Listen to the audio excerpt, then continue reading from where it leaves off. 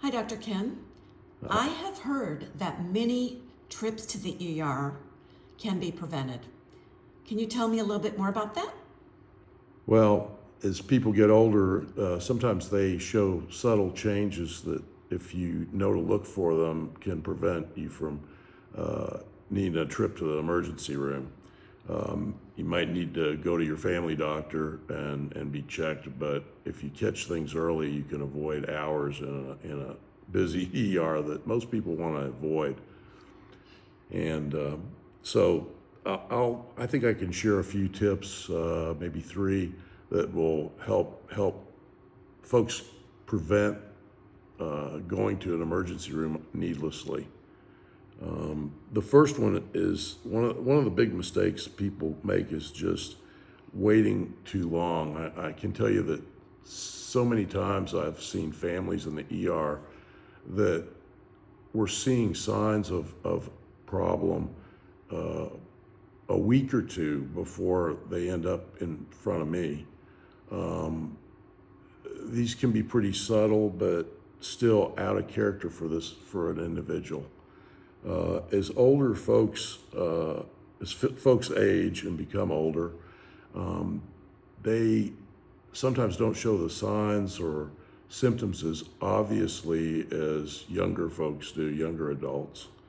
So uh, if your parent seems to be confused or out of sorts, just not acting quite right, it may be one of several things, but common things are that they're uh, dehydrated or they're developing an infection. Typically, the ones we see with older folks are urinary tract infections, and that's especially common in ladies, but can be present in either men or women. And pneumonia, sometimes even without a cough, can present early with some confusion or altered a little alteration in their mental status. And these don't have to be very dramatic changes. They can just be pretty subtle, but they'll be out of character to you, you'll knowing them, and that's something that can help with avoiding a trip to the ER. If they start showing those kinds of signs, you need to start inquiring about things like uh, are they going to the bathroom appropriately? Is the urine look dark? Uh, have they been having any trouble with their breathing? That's more than their usual patterns. Certainly a cough. Things that may be just simple and not really a concern in somebody that's younger, but with an older person, that can often reflect, especially if it's repeating itself in a recent pattern, can be a reflection of an ongoing problem that's eventually gonna lead to a more serious one. Okay. Dr. Ken, can you also tell us a little bit about, um, you just had told us about one condition, and that is just subtle signs. What's another thing that you typically see in the ER that can be prevented? Um, Older individuals don't usually take in the amount of fluid they really ought to. They don't feel um, volume depleted or dehydrated um, like younger people do, and they tend to not eat and drink as much.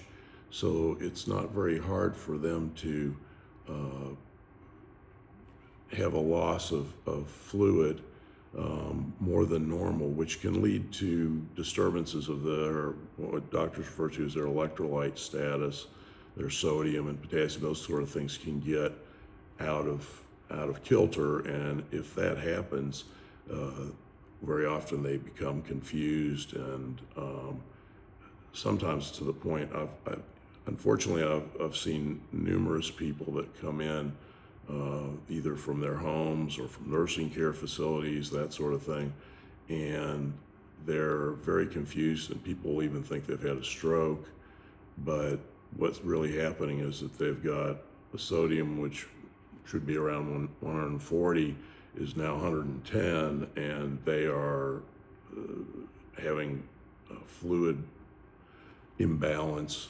and that's really the cause of the problem. Okay. All right. Thank you so much for that. Is there another typical thing that you see in the ER that might be preventable? Well, it's not a single thing, but people as they get older, of course, have trouble with balance more than younger adults do. And falls are a cause of numerous problems. We see people taking falls and they present with head injuries and lacerations, sprains, strains, broken bones.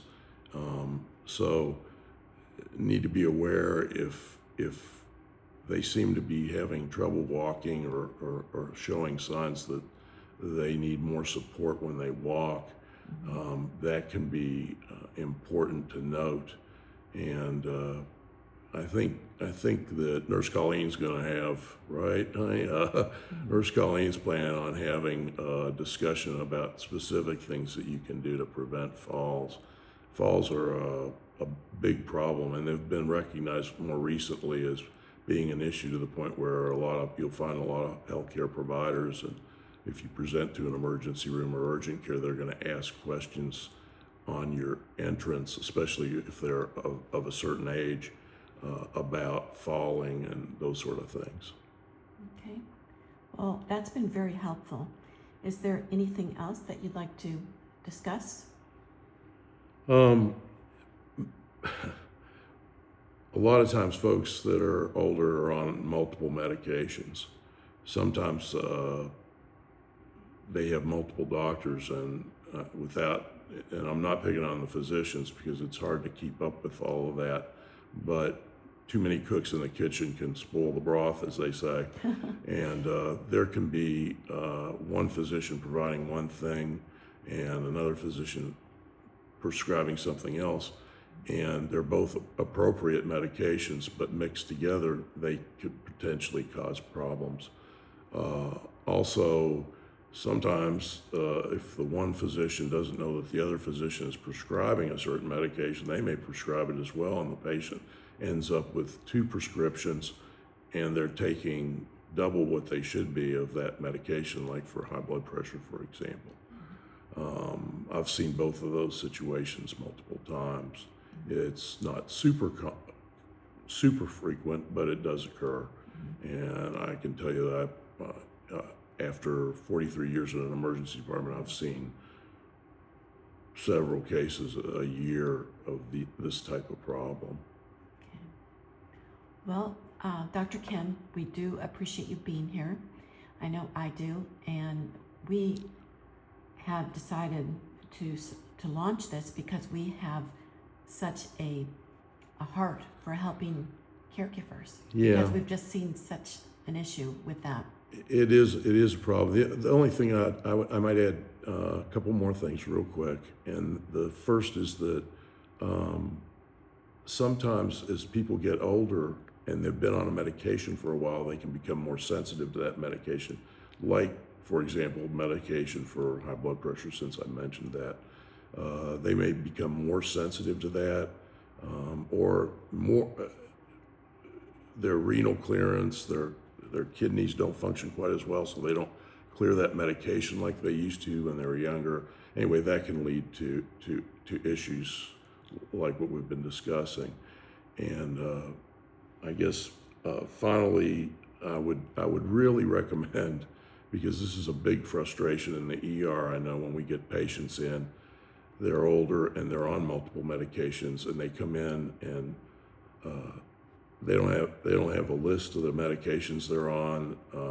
They may or may not know their allergies. Sometimes they're not able to talk, and their kids believe they know what they're on, but they may not have the complete list. I find them having to call pharmacies to find out. It's better if you have a list that's up to date and checked fairly on a regular basis to make sure it's accurate, and also list their medical allergies, or any allergies for that matter that they might have, even food allergies. That's huge. It That's can be huge. very important. Okay, well, thank you so much. And we will be talking with me, Nurse Colleen, on practical advice that is easily completed. So anyways, thank you so much, Dr. Hope Ken, it- and hope I it's helpful. appreciate you. All right, bye-bye. Bye.